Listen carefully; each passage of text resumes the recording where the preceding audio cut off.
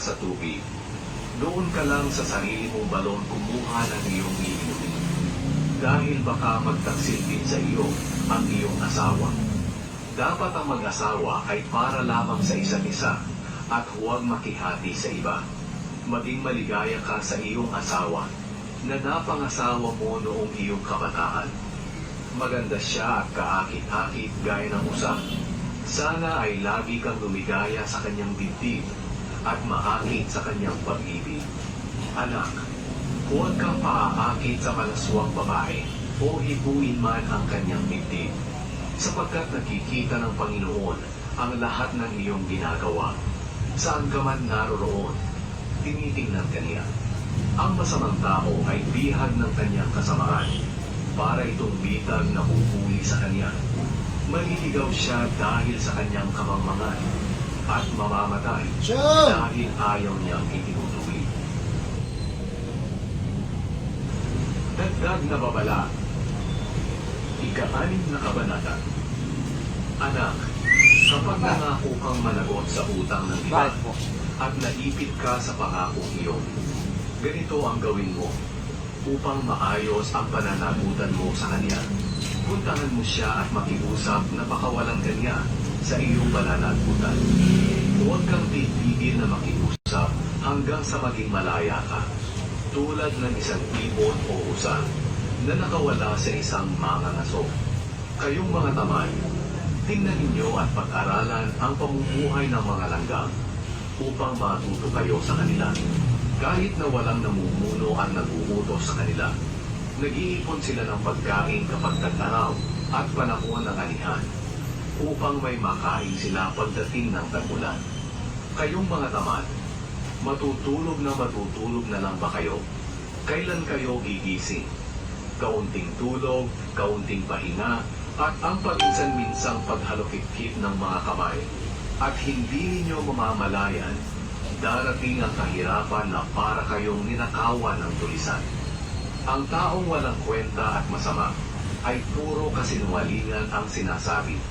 Kumikindat at sumisenyas siya gamit ang kanyang mga kamay at paa para makumbinsi ang mga tao sa mga sinasabi niya. Ang puso niya ay puno ng pandaraya, laging nagbabalak na gumawa ng masama, at sa mga gulo siya ang nagpapasimula. Kaya biglang darating sa kanya ang kapahamakan at hindi na siya matutulungan. May mga bagay na kinamumuhian ang Panginoon: ang pagmamataas, ang pagsisinungaling, ang pagpatay ng tao, ang pagpaplano ng masama, ang pagmamadaling gumawa ng masama, ang pagpapatuo sa kasinungalingan, at pinag-aaway ang kanyang kapwa. Anak, sundin mo ang itinuturo at iniuutos ng iyong mga magulang. Itanin mo ito sa iyong isipan para hindi mo makalimutan. Ito ang magpapatnubay, pag-iingat at magpapaalala sa iyong pamumuhay kahit ano pa ang iyong ginagawa. Sapagkat ang mga turo at utos ng iyong mga magulang ay katulad ng isang ilaw na tatanglaw sa iyo. At ang kanilang pagsaway sa iyo para ituwid ang ugali mo ay ikabubuti at ikahahaba ng buhay mo. Ilalayo ka rin ito sa masamang babaeng nakakaakit ang pananalita. Huwag kang magnanasa sa kanyang kagandahan. Huwag kang patutukso sa kanyang pangangakit. Ang pakikipagsiping sa babaeng bayaran ay pwedeng bayaran sa halaga ng tinapay. Ngunit ang pakikipagsiping sa asawa ng iba ay pagbabayaran mo ng iyong buhay. Kung maglalaro ka ng apoy sa iyong kandungan, tiyak na masusunog ang damit mo. At kung tatapak ka sa baga, mapapaso ang mga paa mo. Kaya kapag sumiping ka sa asawa ng iba, magdurusa ka. Minsan nauunawaan ng mga tao ang taong nagnakaw dahil sa gutom. Ngunit pinagbabayad naman siya ng 7 beses ng kanyang ninakaw kapag nahuli, kahit maubos pa ang lahat ng pag-aari niya. Ang taong sumisipin sa asawa ng iba ay hangat. Sinisira lang niya ang kanyang sarili. Masasaktan siya at habang buhay na mapapahiya. Sapagkat ang asawang seloso ay sobra kung magalit at maghihiganti siya ng walang awa. kahit magkano pa ang ibayad, hindi niya ito tatanggapin. Ikapitong kabanata. Anak, sundin mo ang mga sinasabi ko sa iyo. Itagin mo ito sa iyong isipan at sundin ang mga iniuutos ko upang humaba ang buhay mo. Ingatan mo mabuti ang mga itinuturo ko katulad ng pag-iingat mo sa mga mata mo. Itagin mo sa iyong isipan upang hindi mo makalimutan.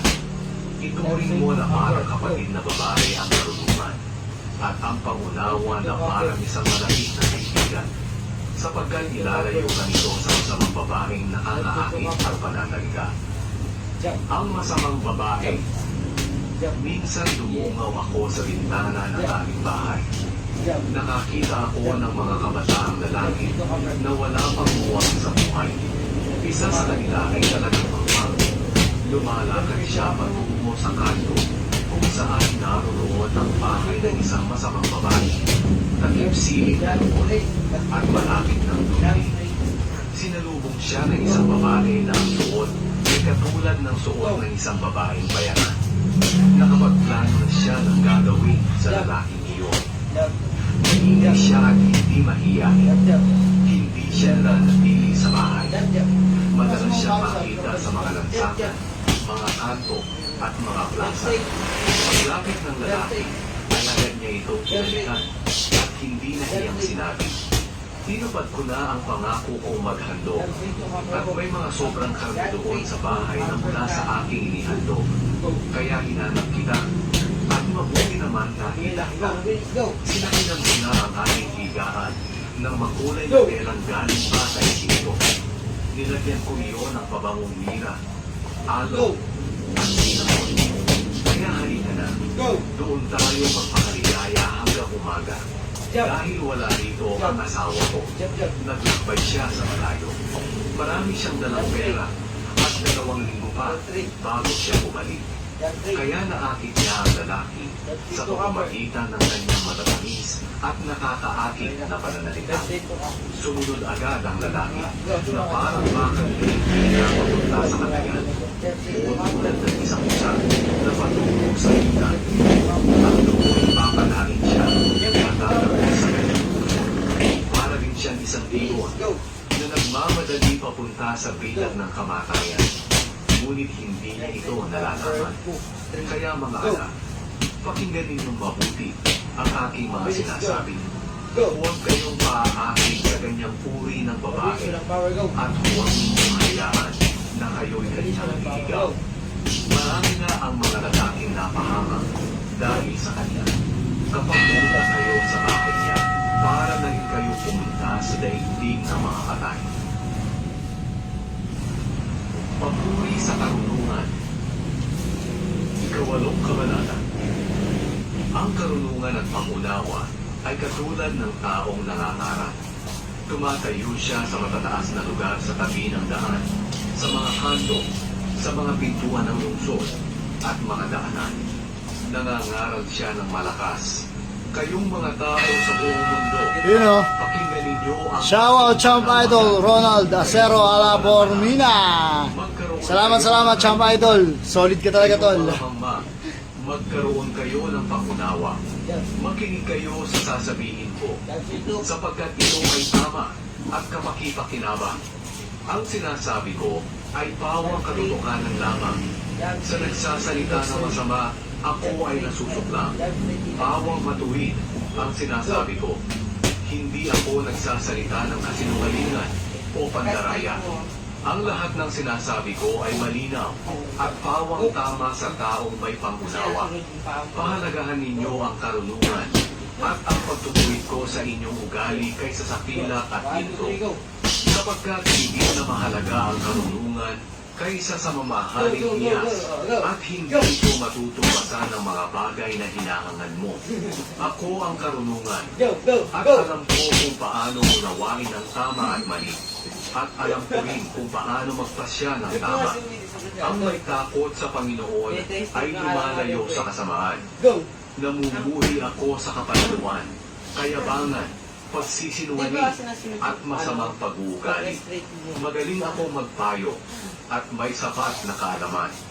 May pangunawa at kapangyarihan. Sa pamamagitan ko nakakapamuno ang mga hari at ang mga pinuno'y nakagagawa ng mga tamang batas. Sa pamamagitan ko, makakapamuno ang mga tagapamahala at mga opisyal, ang lahat na namumuno ng matuwid. Minamahal ko ang mga nagmamahal sa akin. Makikita ako ng mga naghahanap sa akin. Makapagbibigay ako ng kayamanan, karangalan, kaunlaran, at tagumpay na magtatagal. Ang maibibigay ko ay higit pa sa purong ginto at pinak. Sinusunod ko ang tama at matuwid. Bibigyan ko ng kayamanan ang nagmamahal sa akin. Pupunuin ko ang lalagyan nila ng kayamanan. Noong una pa, nilikha na ako ng Panginoon bago niya likhain ang lahat. Nilikha na niya ako noong una pa man. Naroon na ako nang wala pa ang mundo. Ang mga dagat, mga bukan, mga bundok, mga burol, mga bukid, at kahit pa ang mga alikabok. Naroon na ako nang likhain niya ang langit. Maging nang likhain niya ang tagpuan ng langit at ng lupa. Naroon din ako nang likhain niya ang mga ulas. Napalabasin niya ang tubig sa mga bukan mula sa kailaliman. Nilagay niya ang hangganan ng mga dagat upang hindi ito umapaw. At nang ilagay niya ang mga pundasyon ng mundo. Katulad ko'y arkitekto na nasa tabi ng Panginoon. Ako ang kanyang kasiyahan sa araw-araw. At lagi naman ako masaya sa piling niya. Natutuwa Baka daw tamaan ka siya, sabi naman. at sa mga taong nilagay niya. Sabi ni Tolasero, Ngayong mga anak, tawang-tawa ako sa Rocky. mapalad ang mga sumusunod sa pamamaraan ko. Pakinggan ninyo ang mga pagtutuwid ko sa inyong pag-uugali Time na! upang maging marunong kayo. At huwag ninyo itong kalilimutan. Mapalad ang taong laging sa akin nakatuon ng isip at naghihintay para makinig sa akin. Sapagkat ang taong makakasubok sa akin ay magkakaroon ng maganda at mahabang buhay. At pagpapalain siya ng Panginoon. Ngunit ang taong hindi makakasumbong sa akin ay ipinapahamak ang kanyang sarili. Ang mga galit sa akin ay naghahanap ng kamatayan. Ang karunungan at ang kamangmangan. Ikasyam na kabanata. Ang karunungan ay katulad ng isang taong nagtayo ng kanyang bahay na may 7 haligi. Pagkatapos nagkaroon siya ng malaking handaan, naghanda siya ng mga pagkain at mga inumin. At saka inutusan niya ang mga katulong niyang babae na pumunta sa pinakamataas na lugar ng bayan para ipaalam ang ganito. Kayong mga kulang sa karunungan at pag-unawa, inaanyayahan kayo sa isang malaking handaan. Hali kayo, kumain kayo at uminom ng aking inihanda. Iwanan na ninyo ang kamangmangan upang mabuhay kayo ng matagal at may pangunawa. Kung sasawayin mo ang taong nangungutya, iinsultuhin ka niya. Kung sasawayin mo ang taong masama, sasaktan ka niya. Kaya huwag mong sasawayin ang taong nangungutya, sapagkat magagalit siya sa iyo. Sawayin mo ang taong marunong, at mamahalin ka niya. Kapag tinuruan mo ang isang taong marunong, lalo siyang magiging marunong. At kapag tinuruan mo ang isang taong matuwid, lalo pang lalawak ang kanyang kaalaman. Ang paggalang sa Panginoon, ang pasimula ng karunungan. At ang pagkilala sa banal na Diyos ay nagpapahiwatig ng pagkaunawa. Sa pamamagitan ng karunungan, hahaba ang iyong buhay. Kung may karunungan ka, magdudulot ito sa iyo ng kabutihan. Ngunit magduro sa kapong ito'y iyong tatangkingan. Ang kamangmangan ay katulad ng isang babaeng maingay, hindi marunong at walang kalalaman. Nakaupo siya sa pintuan ng kanyang bahay o sa upuan sa mataas na lugar sa lungsod at tinatawag ang mga dumadaan na pumunta sa kanilang trabaho. Sabi niya, "Hali kayo rito, kayong mga walang karunungan. At sinabi pa niya sa walang pangunawa, mas masarap ang tubig na inakaw at mas masarap ang pagkain na kinakain ng hili. Ngunit hindi alam ng mga tao pupunta sa kanya na sila ay mamamatay. Ang mga nakapunta na sa kanya ay nauna sa libing. Talaga, jump straight from upper. Ininis ko nga eh. Ang mga kawikaan ni Solomon, Hindi ikasampung nakakatawa, kabanata. nakakabugoy. Narito ang mga kawikaan ni Solomon. Ang anak na marunong ay ligaya ng magulang. Ngunit ang anak na hangal ay nagbibigay Galingin mo daw umilag siya, oh. ng kagutan. Ang kayamanang nakuha sa masamang paraan ay hindi makapagbibigay ng anumang kabutihan. Ngunit ang matuwid na pamumuhay ay makapagliligtas sa iyo sa kamatayan. Hindi hinahayaan ng Panginoon na magutong ang mga matuwid. Ngunit ipinagkakalit naman siya ang hangal ng mga masama. Nagpapahirap ang katamaran, ngunit ang kasipagan ay nagpapayaman. Ang naginimbang ng pagkain kapag anihan ay anak na marunong. Ngunit ang anak na laging tulong kapag anihan ay kahiyahiya. Ang taong matuwid ay pinagpapala. Ang bibig ng masamang tao ay nakakapinsala. Ang alaala ng taong matuwid ay mananatili magpakailanman. Ngunit ang masamang tao ay makakalimutan. Sumusunod sa mga utos ang taong marunong. Ngunit ang nagsasalita ng kamangmangal ay mawawasak. May kapayapaan ang taong namumuhay ng matuwid. Ngunit ang masama ang pamumuhay ay malalandan. Ang taong mandaraya ay gulo ang nililikha. At ang taong nagsasalita ng kamangmangal ay mapapahamak. Ang salita ng taong matuwid ay makatutulong sa buhay ng iba. Ngunit ang mga salita ng taong masama ay makapipinsala. Ang galit ay nagpapasimula ng kaguluhan. Ngunit ang pag-ibig ay nagpapatawad ng lahat ng kasalanan. Nagsasalita ng karunungan ang taong may pangunawa. Ngunit ang walang pangunawa ay nagsasalita tungo sa kanyang kapahamakan. Nagdadagdag ng kaalaman ang taong may karunungan. Ngunit ang mga hangal ay nagsasalita tungo sa kanyang kapahamakan. Seguridad ng mayaman ang kanyang kayamanan. Ngunit kapahamakan naman ng mahirap ang kanyang kahirapan. Ang gantimpala ng matuwid ay maganda at mahabang buhay. Ngunit ang gantimpala ng masama ay kaparusahan. Ang taong nakikinig sa pagtutuwid sa kanyang pag-uugali ay mapapabuti at hahaba ang buhay. Ngunit ang taong hindi nakikinig ay maliligaw ng landas. Ang nagkikimkim ng galit ay sinungaling. At ang naninira sa kanyang kapwa ay hangal. Ang taong masalita ay madaling magkasala. Ang tao namang marunong ay pinipigilan ng kanyang dila. Ang salita naman ay mahalaga tulad ng dila. Ngunit ang isip ng masama ay walang kabuluhan. Sa salita ng matuwid, marami ang nakikinabang. Ngunit ang mga hangal ay mamamatay dahil walang pangunawa. Ang pagpapala ng Panginoon ay nagpapayaman at hindi niya ito dinadagdagan ng anumang kalungkutan. Ang kaligayahan ng hangal ay ang paggawa ng kasamaan. Ngunit ang kaligayahan ng nakakaunawa ay ang mamuhay ng may karunungan. Ang kinatatakutan ng taong masama ay mangyayari sa kanya. Ang hinahangad naman ng taong matuwid ay makakamit niya. Kapag dumating ang pagsubok sa buhay na parang bagyo, maglalaho ang taong masama. Ngunit mananatiling matatag ang taong matuwid.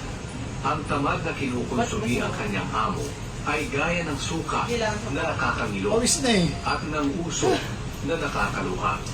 Ang may paggalang sa Panginoon Shout out all idol, Jake Tungkol Hernandez. ngunit All ang GD taong Robin. masama ay iigsi ang buhay. Ang pag-asa ng matuwid ay magbibigay ng kaligayahan. Ngunit ang pag-asa ng masama ay walang katuparan. Ang pagsunod ng matuwid sa pamamaraan ng Panginoon ay mag-iingat sa Kanya. Ngunit ang mga suwain dito ay mapapahamak. Ang matuwid ay hindi paaalisin sa kanyang lupain. Ngunit ang masama ay paaalisin. Ang bibig ng matuwid ay puno ng karunungan. Ngunit ang dila ng sinungaling ay puputulin. Alam ng taong matuwid ang angkop at tamang sabihin. Ngunit ang alam lang sabihin ng taong masama ay puro kasamaan. Nakalayo masyado yan, masakit yan. Ikalabing-isang kabanata. Kinasusuklaman ng Panginoon ang nandaraya sa timbangan. Ngunit ang nagtitimbang ng tama ay kanyang kinalulugan. Ang taong mayabang ay madaling mapahiya. Ngunit may karunungan ang taong mapagpakumbaba. Ang pamumuhay ng may katapatan ang gagabay sa taong matuwid. Ngunit ang taong mandaraya ay mapapahamak dahil hindi tama ang kanyang pamumuhay. Ang kayamanan ay hindi makakatulong sa araw ng paghuhuko. Ngunit ang matuwid na pamumuhay ay magliligtas sa iyo sa kamatayan. Ang matuwid at walang kapintasang pamumuhay ay makapagpapagaan ng buhay. Ngunit ang masamang pamumuhay ay maghahatid ng kapahamakan. Ang pamumuhay ng taong matuwid ang magliligtas sa kanya. Ngunit ang hangad ng taong mandaraya ang magpapahamak sa kanya.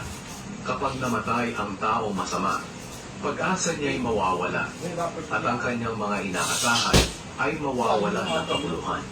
Inililigtas ng Diyos sa kahirapan ang matuwid, ngunit ang masama ay kanyang pinababayaan. Sinisira ng hindi maka-Diyos ang kapwa niya sa pamamagitan ng kanyang mga salita. Ang taong matuwid ay mailigtas ng kanyang kaalaman. Kapag ang matuwid ay pinagpapala, mga tao ay sumisigaw sa tuwa. At kapag ang masama ay napapahamak, ganoon din ang kanilang ginagawa. Umuunlad ang isang bayan sa pagpapala ng mga mamamayang matuwid. Subalit nawawasak ito sa pamamagitan ng salita ng masama. Ang taong walang pangunawa ay kinukutya ang kapwa. Ngunit ang taong may pangunawa ay hindi nangungutya. Ang mga taong madaldal ay nagsisiwalat ng sekreto ng iba. Ngunit ang taong mapagkakatiwalaan ay nakakapagtago ng sekreto ng iba. Babagsak ang bansa kung ang namumuno nito ay walang gumagabay. Ngunit kung maraming tagapayo, tiyak ang tagumpay. Delikado ang mga kung managot sa utang ng iba. Kaya iwasan itong gawin upang hindi ka magkaproblema. Kapoy! Ang babaeng maganda ang ugali ay nag-aani ng karangalan. Ngunit ang taong marahas ay magaling lang sa pag-angkin ng kayamanan. Ang taong tamad ay maghihirap, ngunit ang taong masipag ay yayaman. Kung mabait ka, para iyon sa iyong kabutihan. Ngunit kung malupit ka, para iyon sa iyong kapahamakan. Ang masamang tao ay hindi tatanggap ng tunay na gantimpala. Ngunit ang gumagawa ng matuwid ay tatanggap ng tunay na gantimpala. Ang taong gumagawa ng matuwid ay patuloy na mabubuhay. Ngunit ang taong gumagawa ng masama ay mamamatay. Kasuklam-suklam sa Panginoon ang pag-iisip ng masama. Ngunit ang buhay na matuwid ay kalugod-lugod sa Kanya. Ang taong masama, tiyak na parurusahan. Ngunit ang matuwid ay makakaligtas. Pwede mo rin yung gawin Ang yung job magandang jobs, babaeng hindi marunong magpasya ay parang isang gintong sinsin sa uso ng baboy. Ang minanais na matuwid ay bawang kabutihan. Ikaw ang Ngunit magdadala ang nun. minanais na masama ay nagdudulot ng kaguluhan. Ang mga taong mapagbigay ay lalong Wala yumayaman. control yung speed na yun. Ngunit ang mga taong saking ay hahantong sa kahirapan. Ang taong mapagbigay ay magtatagumpay sa buhay. Ang taong tutulong ay siyak na tutulungan. Isinusumpa ang taong nagtatago ng paninda para maitinda ito kapag mataas na ang presyo. Ngunit pinupuri ang taong hindi nagtatago ng paninda. Ang taong naghahanap ng kabutihan ay makakatagpo ito. Mahirap yun dyan. Ngunit ang taong naghahanap ng gulo ay makakatagpo rin ng gulo. Mabibigo ang taong nagtitiwala sa kanyang kayamanan. Ngunit ang taong matuwid ay nalago na parang sariwang halaman. Ang mga hangal na nagdadala ng gulo sa sariling tahanan ay walang mamanahin sa huli. Magiging alipin lang sila ng mga taong may karunungan. Ang ginagawa ng mga taong matuwid ay makakatulong sa iba upang mapabuti at mapahaba ang kanilang buhay. at paladala niya ang mga tao sa pamamagitan ng kanyang karunungan. Ang mga ginagawa ng mga taong matuwid dito sa mundo ay ginagantihan ng kabutihan. Gayon din sa makasalanan at hindi kumikilala sa Diyos. Ganyan ang lahat ay kaparusahan. Ikalabindalawang kabanata. Ang Sabi siya, taong nasa nung pangis ko tumatanggap eh. ng pagtutuwid sa kanyang pag-uugali ay nagnanais ng karunungan. Ngunit ang taong ayaw tumanggap ay hangal. Ang mabuting tao ay kinalulugdan ng Pahinga lang Panginoon. eh. Ngunit ang taong nagpaplano ng masama ay kanyang pinarurusahan. Dami-dami ka pa. Ang taong gumagawa ng masama ay walang katatagan. Ngunit ang taong matuwid ay matatag tulad ng isang punong kahoy na malalim ang ugat. Ang mabuting may bahay ay kasiyahan at karangalan ng kanyang asawa. Ngunit parang kanser sa buto ang nakakahiyang asawa. Ang inisip ng taong matuwid ay tama. Ngunit ang mga payo ng taong masama ay pandaraya. Ang salita ng taong masama ay nakamamatay. Ngunit ang salita ng taong matuwid ay nakapagliligtas. Grabe ba? Mapapahamak at maglalaho ang mga taong masama. Ngunit mananatili ang lahi ng mga taong matuwid. Pinararangalan ang taong may karunungan. Ngunit hinahamak ang taong masama ang kaisipan. Mas mabuti ang taong simple pero kayang magbayad ng katulong kaysa sa taong nagkukunwaring mayaman. Ngunit kahit makain ay wala naman. Ang taong matuwid ay mabait sa kanyang mga alagang hayop. Ngunit ang taong masama ay malupit at walang awa sa kanyang mga hayop. Ang magsasakang masipag ay laging sagana sa pagkain. Ngunit ang walang sapat na pangunawa ay nagsasayang ng oras sa mga walang kabuluhang gawain. Ang taong masama ay laging kasamaan ang ginagawa, kaya hindi matatag ang kanyang kalagayan. Ngunit ang taong matuwid ay matatag gaya ng punong kahoy na malalim ang ugat. Ang kasamaang sinasabi ng taong masama ay nagdudulot sa kanya ng gulo. Ngunit ang taong matuwid ay umiiwas sa gulo. Ang bawat isa ay tatanggap ng gantimpala ayon sa kanyang sinabi o ginawa. Ang akala ng hangal ay palagi siyang tama. Ngunit ang taong marunong ay nakikinig sa payo. Ang hangal ay madaling magalit kapag iniinsulto. Ngunit ang taong may karunungan ay hindi pinapansin ang pang-iinsulto sa kanya. Ang tapat na saksi ay nagsasabi ng katotohanan. Ngunit ang hindi tapat na saksi ay nagsasabi ng kasinungalingan. Ang pabigla-biglang salita ay nakakasugat ng damdamin. Ngunit ang magandang salita ay nagpapagaling. Ang katotohanan ay mananatili kailanman. Ngunit hindi magtatagal ang kasinungalingan. Pagdaraya ang nasa puso ng mga taong nagbabalak na masama. Ngunit kagalakan ang nasa puso ng mga taong nagbabalak ng mabuti. Walang mangyayaring masama sa taong matuwid. Ngunit sa masama, pawang kaguluhan ang mararanasan. Nasusuklam ang Panginoon sa mga nagsasabi ng kasinungalingan. Ngunit nalulugod siya sa nagsasabi ng katotohanan. Hindi ipinagyayabang ng taong marunong ang kanyang nalalaman. Ngunit ang hangal ay ibinibida ang kanyang kahangalan. Ang taong masipag ay magiging tinuro. Ngunit ang tamad ay magiging alipin. Nakapagpapalungkot sa tao ang kabalisahan. Ngunit ang magandang pananalita ay kaaliwan. Ginagabayan ng taong matuwid ang kanyang kaibigan. Ngunit iniligaw ka ng taong masama. Hindi makakamit ng taong tamad ang kanyang hinahangad. Ngunit ang taong masipag, maganda ang hinaharap. Ang matuwid na pamumuhay ay patungo sa buhay at maililigtas ka nito sa kamatayan. Ikalabimputatlong kabanata. Ang matalinong anak ay nakikinig sa pagtutuwid ng kanyang ama. Ngunit ang nangungutsang anak ay hindi nakikinig kapag sinasaway siya.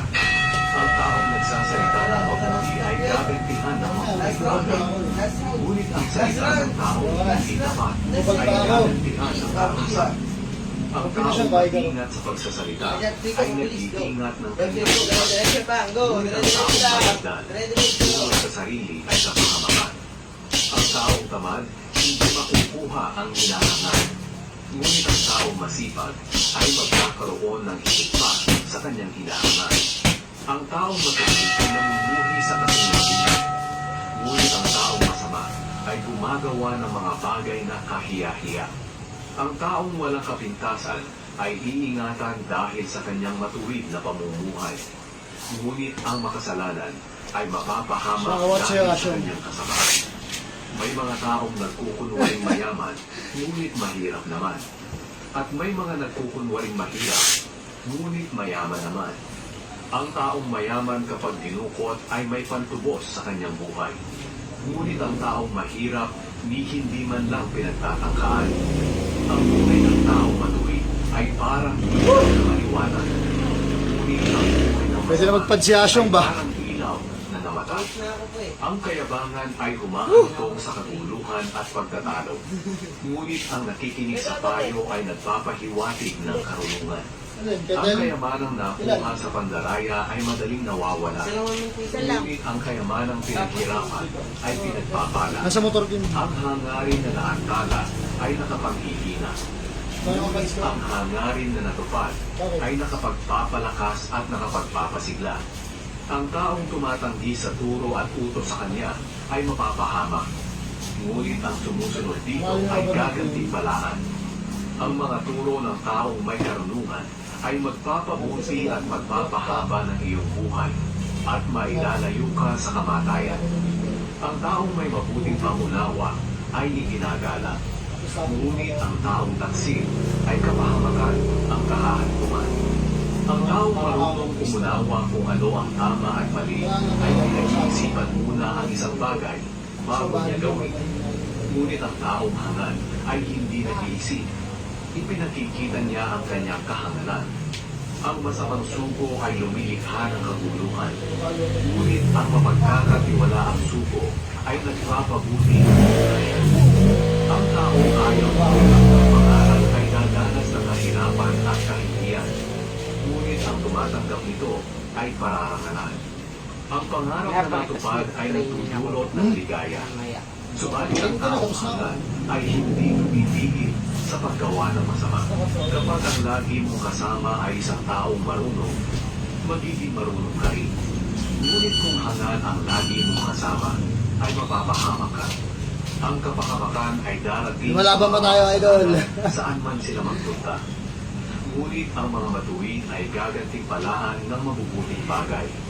Ang kayamanan ng mabuting tao ay mamanahin ng kanyang mga apo.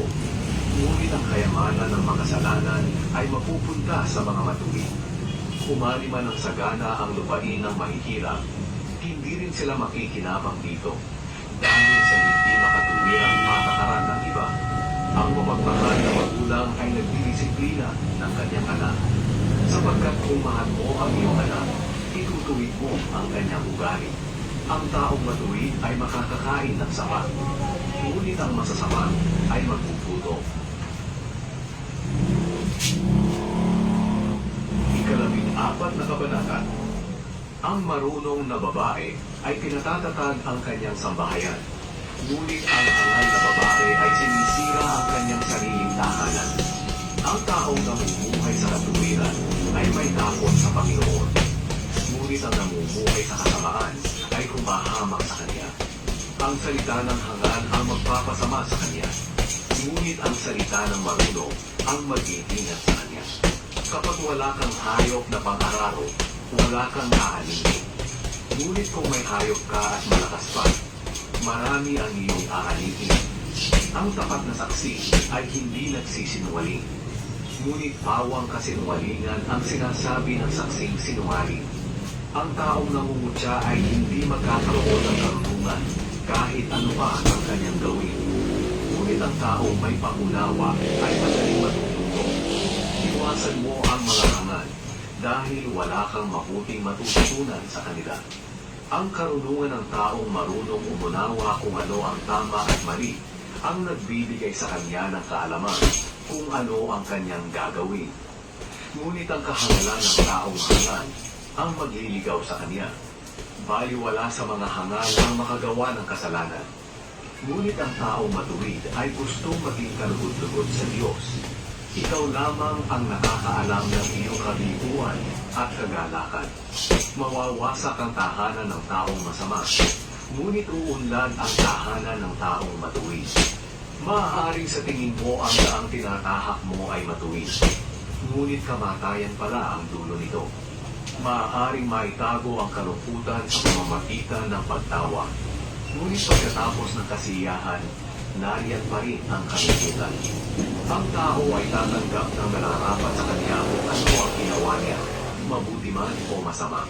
Naniniwalaan ng mangmang ang lahat ng kanyang napapakinggan. Ngunit ang taong marunong umunawa ay pinag-iisipan ang kanyang napakinggan. Ang taong marunong ay iniingatan ang kanyang sarili at umiiwas sa gulo. Ngunit ang taong hangal ay walang pag-iingat at padalos-dalos. Ang taong madaling magalit ay nakagagawa ng kamangmangan. Ang taong mapaglinlang ay pinapupuotan. Makikita ang kamangmangan sa taong walang alam. Ngunit makikita ang karunungan sa taong nakakaunawa kung ano ang mabuti at masama. Ang taong masama ay yuyuko sa taong matuwid at magsusumamo na siya ay kahabagan. Ang mga mahirap, kadalasan ay hindi kinakaibigan kahit ng kanyang kapitbahay. Ngunit ang mga mayaman ay maraming kaibigan. Ang humahamak sa kapwa ay nagkakasala. Ngunit ang tumutulong sa dukha ay pinagpapala. Ang nagbabalak ng masama sa kapwa ay nagkakasala. Ngunit ang nagpaplano ng mabuti ay dadamayan at mamahalin ng kapwa. Ang masikap sa trabaho ay may pakinabang. Ngunit magiging mahirap ang puro salita lang. Ang karangalan ng taong marunong ay ang kanyang kayamanan. Ngunit ang hangal ay lalo pang madadagdagan ang kahangalan. Ang tapat na saksi ay nagliligtas ng buhay. Ngunit taksil ang saksing sinungaling.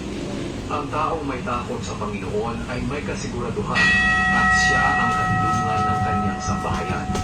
Ang pagkatakot sa Panginoon ay magpapabuti at magpapahaba ng iyong buhay at maglalayo sa iyo sa kamatayan. Ang kapangyarihan ng isang hari ay nasa dami ng kanyang nasasakupan. Ngunit kung walang tauhan, tiyak ang kanyang kapahamakan.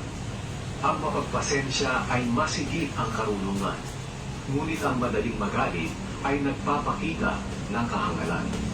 Ang payapang isipan ay nagpapalusog ng katawan. Ngunit ang pagkaingit ay tulad ng kanser sa buto. Ang nangaapi ng mahihirap ay hinahamak ang Diyos na lumikha sa kanila. Ngunit ang nahahabag sa mahihirap ay pinararangalan ng Diyos. Mapapahamak ang masama dahil sa kanyang masamang gawain. Ngunit ang mga matuwid ay iingatan dahil sa kanilang pagkamakadiyos. Ang karunungan ay nasa isip ng taong may pangunawa. Ngunit ang mangmang ay walang nalalamang kahit ano tungkol sa karunungan. Ang matuwid na pamumuhay ng mamamayan ay nagpapaunlad ng kanilang bansa. Ngunit kung sila ay magkasala, mapapahiya ang kanilang bansa. Sa matalinong lingkod, ang hari ay nalulugod.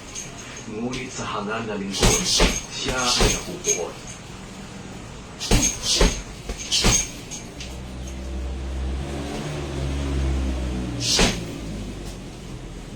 Ikalabinlimang kabanata. Ang malumanay na sagot ay nakakapawi ng puot. Ngunit lalong nakakapagpagalit ang mabalang sagot. Ang salita ng taong marunong ay nagpapahiwatig ng karunungan. Ngunit ang salita ng hangal ay nagpapakita ng kahangalan. Nakikita ng Panginoon ang lahat ng lugar. Minamasdan niya ang ginagawa ng masasama at ng mga matuwid. Ang malumanay na pananalita ay nakapagpapasigla ng kalooban ng tao. Ngunit ang masakit na salita ay nakakasugat ng puso. Hindi pinapansin ng taong hangal ang pagtutuwid ng kanyang ama. Ngunit ang taong marunong sumusunod sa mga paalala sa kanya. Dadami ang kayamanan sa tahanan ng mga matuwid. Ngunit anumang pag-aari ng masasama ay mawawala. Ikinakalat ng marunong ang kanyang karunungan. Ngunit hindi ito magawa ng mangmang. Suklam-suklam sa Panginoon ang handog ng masasama. Ngunit kalugod-lugod sa kanya ang panalangin ng mga matuwid. Kinamumuhian ng Panginoon ang taong ang gawain ay masama. Ngunit ang taong nagsusumikap na gumawa ng matuwid ay minamahal niya. Minamasama ng taong naliligaw ng landas kapag itinutulak siya. Ang taong umaayaw sa mga pagtutuwid ay mamamatay. Kung alam ng Panginoon ang nangyayari sa daigdig ng mga patay, lalo namang alam niya ang nasa puso ng mga buhay. Ang taong nangungutya ay ayaw ng sinasaway. Ayaw din tumanggap ng payo mula sa taong may karunungan. Kapag ang tao ay masaya, nakangiti siya. Ngunit kapag ang tao ay malungkot, mukha niya ay nakasimangon. Ang taong may pangunawa ay naghahangad pa ng karunungan. Ngunit ang taong hangad ay naghahangad pa ng kahangalan. Ang buhay ng mga dukha ay palaging mahirap. Ngunit kung makokontento lang sila, ay palagi silang magiging masaya. Mas mabuti pang maging mahirap na may takot sa Panginoon kaysa maging mayaman na ang buhay ay puno ng kaguluhan. Mas mabuti pa ang mag-ulam ng kahit gulay lang, pero may pagmamahalan, kaysa sa mag-ulam ng karne, pero may alitan. Ang taong mainitin ng ulo ay nagpapasimula ng gulo. Ngunit ang taong mahinahon ay tagapamayapa ng gulo. Kung ikaw ay tamad, buhay mo ay maghihirap. Ngunit kung ikaw ay masipag, buhay mo ay uunlad. Ang anak na marunong ay ligaya ng magulang. Ngunit ang anak na hangad ay hinahamak ang magulang. Ang taong walang pangunawa ay nagagalak sa kamangmangan. Ngunit ang may pangunawa ay magtitipo ka kapag hindi ka humihingi ng payo tungkol sa iyong mga pinaplano. Ngunit kapag marami kang tagapayo, magtatagumpay ang mga plano mo. Nagagalak ang tao kapag akma ang sagot niya. Mas nagagalak siya kung nakakasagot siya sa tamang pagkakataon. Ang taong marunong ay daan patungo sa buhay ang sinusundan, at iniiwasan niya ang daan patungo sa kamatayan. Wawasakin ng Panginoon ang bahay ng hambog, ngunit iingatan niya ang lupain ng biyuda. Kinasusuklaman ng Panginoon ang iniisip ng masasamang tao, ngunit nagagalak siya sa iniisip ng mga taong may malinis na puso. Ang taong yumaman sa masamang paraan ay nagdudulot ng kaguluhan sa kanyang sambahayan. Mabubuhay naman ng matagal ang taong hindi nasusukulan. Ang taong matuwid ay pinag-iisipan muna ang sasabihin. Ngunit ang taong masama ay basta na lamang nagsasalita. Malayo ang Panginoon sa masasama, ngunit malapit siya sa mga matuwid, at pinapakinggan niya ang kanilang dalangin. Ang masayang mukha ay nagbibigay ng tuwa at nagpapasigla ang magandang balita. Ang taong nakikinig sa mga turo ng buhay ay maiibigan sa mga marunong. Pinapasama ng tao ang kanyang sarili kapag binabaliwala niya ang pagtutuwid sa kanyang pag-uugali. Ngunit kung makikinig siya, lalago ang kanyang kaalaman. Ang takot sa Panginoon ay nagtuturo ng karunungan, at ang nagpapakumbaba ay pinaparangalan. Ikalabing-anim na kabanata. Nasa tao ang pagpaplano, ngunit ang Panginoon ang nagpapasya kung magaganap ito o hindi. Inaakala natin na tama ang lahat ng ating ginagawa, ngunit ang Panginoon lang... Shout, idol, mapupunsalan. Kung ano talaga... Mas idol kita, idol. Woo! Pagkatiwala mo sa Panginoon ang lahat ng iyong gagawin, at magtatagumpay ka. Ang lahat ay nilikha ng Panginoon na mayroong layunin. Kahit na nga ang masasama, itinalaga sila para sa kapahamakan.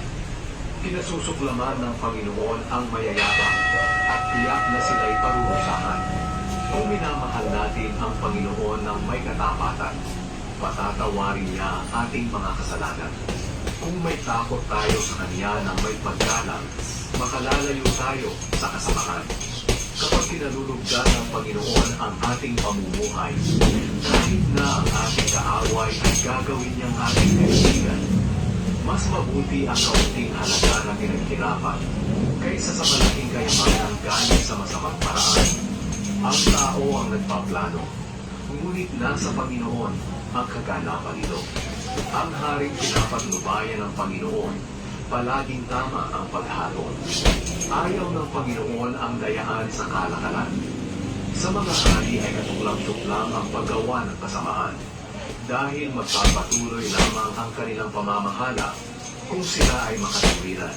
Nalulugod ang mga hari sa mga taong hindi nagsisinungaling. Minamahal nila ang mga taong nagsasabi ng katotohanan.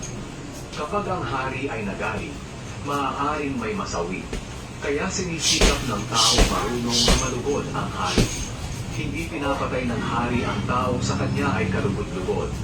Pinakikitaan niya ito ng kabutihan, gaya ng ulan sa panahon ng tagsibol. Higit na mabuti ang magkaroon ng karunungan at pangunawa, kaysa sa magkaroon ng pila at linto. Ang namumuhay ng matuwid ay lumalayo sa kasamaan, at ang nag-iingat ng kanyang sarili ay nalalayo sa kapahamakan. Ang kayabangan ay humahantong sa kapahamakan, at ang nagmamataas ay babagsak. Higit na mabuti ang mamuhay ng may pagpapakumbaba kasama ang mahihirap, kaysa sa mamuhay kasama ng mayayabang at makibahagi sa kanilang pinagnakawan. Ang taong nakikinig kapag tinuturuan ay uunlad, at ang taong nagtitiwala sa Panginoon ay mamalat. Ang marunong ay kinikilalang may pangunawa, at kung siya'y magaling magsalita, marami ang matututo sa kanya. Kapag may karunungan ka, buhay mo'y bubuti at hahaba. Ngunit kung hangal ka, parurusahan ka dahil sa iyong kahangalan. Ang taong marunong ay nag-iingat sa kanyang mga sinasabi, kaya natututo ang iba sa kanya. Ang matatamis ng salita ay parang tulad pukyutan, nakakapagpasaya at nakakapagpasigla ng katawan. Maaaring iniisip mo na nasa tamang daan ka, ngunit ang dulo pa lang ito ay kamatayan. Ang kagutuman ang nagtutulak sa tao na magtrabaho. Ang taong masama ay nag-iisip ng kasamaan, at ang bawat sabihin niya ay parang apoy na nakakapasok. Ang taong nanglilibak ng kapwa ay nagsisimula ng away, at ang magalit na magkaibigan ay kanyang pinaghihiwalay. Ang taong nabubuhay sa karahasan ay nanghihikayat ng kanyang kapwa sa kasamaan. Mag-ingat sa taong ngingiti-ngiti at kikindat-kindat, dahil maaaring masama ang kanyang binabala. Ang katandaan ay tanda ng karangalan na matatanggap ng taong namumuhay sa katuwiran.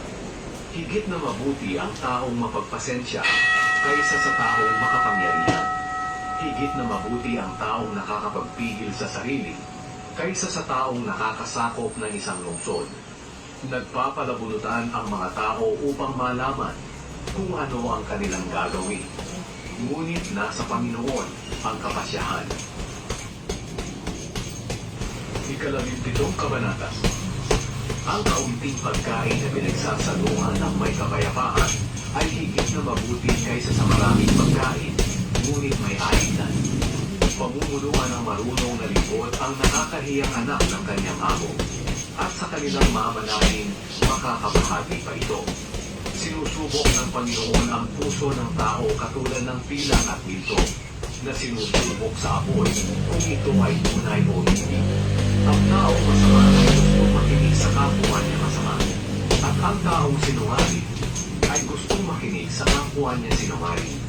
Ang kumukutya sa mahihirap ay inaalimusta ang kanyang malilikha. Ang taong nagagalak sa kapahamakan ng iba ay parurusahan. Karangalan ng mga lolo't lola ang kanilang mga apo. Gayon din naman, karangalan ng mga anak ang kanilang mga magulang. Hindi bagay sa hangal ang magsalita ng mabuti, at lalong hindi bagay sa isang namumuno ang magsinungaling. Sa tingin ng iba, ang suhol ay parang salamangka na magagawa ang kahit anumang bagay. Kung patatawarin mo ang kasalanan ng iyong kaibigan, mananatili ang inyong samahan. Ngunit kung patuloy mong uungkatin ang kanyang kasalanan, masisira ang inyong pagkakaibigan. Sa isang saway lang, natututo ang taong may pangunawa. Ngunit ang taong mangma ay hindi natututo, hampasin mo man ng walang awa. Laging naghahanap ng gulo ang taong masama, kaya ipapadala laban sa kanya ang isang taong malupit na magpaparusa sa kanya. Mas mabuti pang masalubong mo ang isang pusong inalawan ng anak kaysa sa hangal na gumagawa ng kahangalan. Kapag kasamahan ang itinanti mo sa kabutihang ginawa sa iyo, palaging may masamang mangyayari sa sambahayan mo. Ang simula ng away ay katulad ng butas sa isang dike. Kailangang tapalan bago lumaki. Kasuklam-suklam sa Panginoon ang taong nagpaparusa sa taong walang kasalanan o nagpapalaya sa taong may kasalanan. Walang kabuluhang pag-aralin ang taong hangad sapagkat hindi naman niya hinahangad ang maluto. Ang kaibigan ay nagmamahal sa lahat ng panahon. Ay nagkaroon tayo ng kapatid upang sa kagipitan ay tumulong. Ang taong nangako managot sa utang ng iba ay kulang sa karunungan. Ang taong gusto ng kasalanan ay gusto rin ng kaguluhan. At ang taong mayabang ay naghahanap ng kapahamakan. Magpapalpitate. Hindi uunlad ang taong baluktot ang Uy, pag-iisip. magpapalpitate ako. At ang taong sinungaling ay dadanas ng kasawian. Ang anak na hangal ay nagdudulot ng kalungkutan at kabiguan sa magulang. Ang pagiging masayahin ay parang gamot na nakabubuti sa katawan. Ngunit ang pagiging malungkutin ay nagpapahina ng katawan. Ang taong masama ay tumatanggap Oh, grabe pagod. upang ipagkahit ang Palpitate, oh. makatarungang habon. Ang taong may pangunawa ay naghahangad pa ng karunungan. Ang lakas oh. Ngunit ang isip ng mangmang ay pag-alagala. Ang anak na hangal ay nagdudulot ng Grabe kapagitan at palpitation ko. kalungkutan sa kanyang mga magulang. Hindi mabuti na parusahan ang taong matuwid o ang taong marangal. Ang taong marunong at nakakaunawa ay maingat magsalita at hindi padalos-dalos. Kahit ang mangmang ay parang marunong at nakakaunawa kapag tahimik. 18 kabanata. Ang taong makasarili ay humihiwalay sa karamihan at sumasalungat sa lahat ng tamang kaisipan. Ang taong hangad ay hindi naghahangad na matuto. Ang gusto lang niya ay masabi ang nasa isipan. Ang paggawa ng kasamaan at nakakahiyang mga bagay ay makapagbibigay ng kahihiyan. Ang salita ng taong marunong ay nakapagbibigay ng karunungan sa iba. Ito ay katulad ng tubig na umaagos mula sa malalim na batis. Hindi mabuti na kampihan ang taong nagkasala at hindi mabuti na ipagkait ang katarungan sa taong walang kasalanan. Ang sinasabi ng taong hangal ang pinagsisimula ng alitan at magdadala sa kanya sa kaguluhan. Ang salita ng hangal ang maglalagay sa kanya sa panganib at kapahamakan. Ang chismis ay gaya ng pagkaing masarap nguyain at lunukin. Ang taong tamad ay kasing sama ng taong mapanira. Ang Panginoon ay katulad ng toreng matibay, kanlungan ng mga matuwid sa oras ng panganib. Ang akala ng taong mayaman ay may pagtatanggol siya ng kanyang kayamanan, gaya ng mga pader na nakapalibot sa buong bayan. Ang pagmamataas ng tao ang magpapahamak sa kanya, ngunit ang pagpapakumbaba ang magpaparangal sa kanya. Hangal at kahiya-hiya ang taong sumasagot sa usapan nang hindi muna nakikinig. Sa taong may karamdaman, tatag ng loob ang magbibigay kalakasan. Kung mawawalan siya ng pag-asa, wala nang makatutulong pa sa kanya. Ang taong marunong at nakauunawa ay lalo pang naghahangad ng karunungan. Madaling magkikipagkita sa iyo ang dakilang tao kapag may dala kang regalo para sa kanya. Ang unang naglahad ng salaysay sa korte ay parang iyon na ang totoo, hanggang hindi pa nasusuri at natatanong ng kabilang panig. Napapatigil ng palabunutan ang mga alitan at pinagkakasundo ang mahigpit na magkalaban. Mas madali pang sakupin ang isang napapadirang bayan kaysa sa makipagbati sa kapatid na nasaktan. Kung paanong mahirap wasakin ang mga kandado ng tarangkahan ng palasyo, mahirap ding pigilin ang alitan ng dalawang tao. Aanihin mo ang bunga ng iyong mga sinasabi. Ang salita ng tao ay makapagliligtas ng buwan o kaya ay makamamatay. Kaya mag-ingat sa pagsasalita, sapagkat aanihin mo ang mga bunga nito. Kung nakapag-asawa ka, nakatanggap ka ng kabutihan. At ito ang nagpapakita na mabuti ang Panginoon sa iyo. Nakikiusap ang dukha, ngunit ang mayaman ay masakit magsalita. May mga pagkakaibigang hindi nagtatagal, ngunit may pagkakaibigan din na higit pa sa magkapatid ang pagsasamahan. Ikalabinsyam na kabanata. Mas mabuti pa ang mahirap na namumuhay ng matuwid kaysa sa hangat na sinungaling. Maging masigasig ka man ngunit walang nalalaman, wala rin itong kabuluhan. Kapag ikaw naman ay pabigla-bigla, madali kang magkakasala. Kamangmangan ng tao ang nagpapahamak sa kanyang sarili, at pagkatapos sa Panginoon ibinabaling ang sisi. Ang mayaman ay maraming kaibigan, ngunit ang mahirap na may iniiwanan ng kaibigan. Ang saksing sinungaling ay parurusahan, at ang nagsisinungaling ay hindi makakatakas. Kapoy na, shout out mga idol, thank you for watching.